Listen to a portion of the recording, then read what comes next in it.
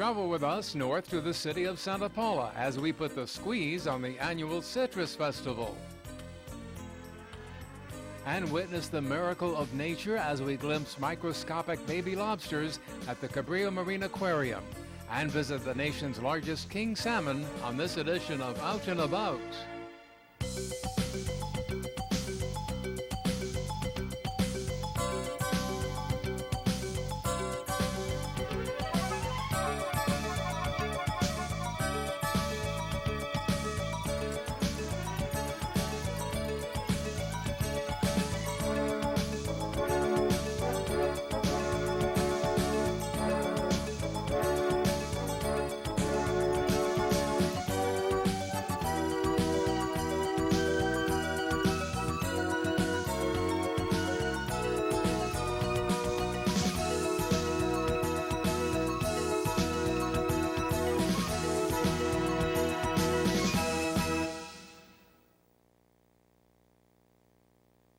Fin is a female fish, and she's actually built in 1988. She's almost 20 years old.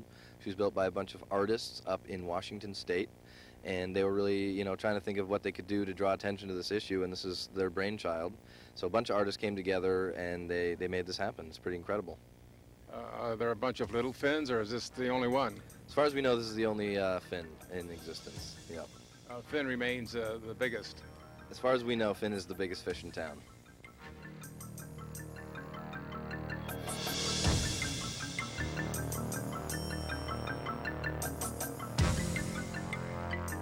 The fate of the natural habitat of wild salmon is the main objective for Fin, the queen of the king salmon.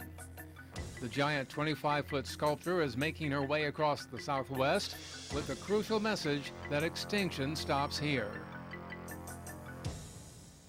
Basically, we're on a 5-state, 5-week road tour to talk to people about salmon habitat rehabilitation in the Northwest on the Snake River. We're working on a project to decommission 4 dams on the Snake River. And so this is pretty much our bait to lure people in to talk to them. We have a petition that we're gathering signatures with, and we're doing a lot of education and outreach about the issue. For those of us who don't know, where is the Snake River? The Snake River is in eastern Washington, and the Columbia comes out of the Pacific and connects with the Snake in eastern Washington. So we're just trying to get a little attention on an important issue, I guess. That's exactly right. And it's been pretty effective, I would say. I'm kind of picturing my driving down the highway and I see this fish pulling into a gas station. Right. How do you explain that to people? Well, it just depends on what questions they ask. Sometimes, if we're feeling a little playful, we'll make up something about this big catch that we just had, and do they have a little extra cooler space? Or else, if they're really interested in the issue, we'll just kind of get down to it with them right there. What are some of the most bizarre questions you've had? Is this a real fish? Did you catch this? What bait did you use? Do salmon really get this big?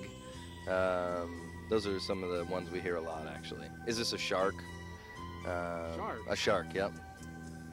Some people, I don't think people get to experience nature very much anymore. I don't know. Well, they do through you, and I guess it really is 25 feet long, right? It's 25 feet long, absolutely, yep. And with the trailer, I think it's probably about pretty close to 14 feet off the ground at the top.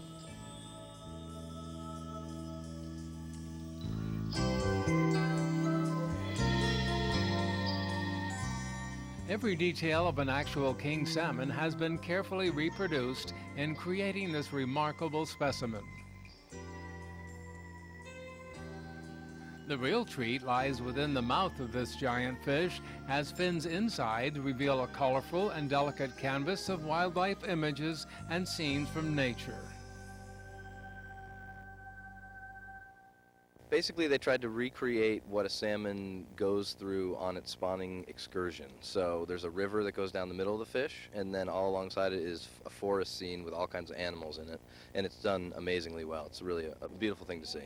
I don't know if it's a myth or not, but I guess they spawn upstream. Is that true? They sure do. I mean, they are extremely strong fish, and they take amazing journeys up against the current. Yep. What are the kids' reactions to seeing Finn? I think there's something, when you're under 2 years old, you still have this primal knowledge that you are not supposed to go inside the mouth of a giant fish. So they just freak out when mom and dad try to get them in there for a picture. But other than that, if they're over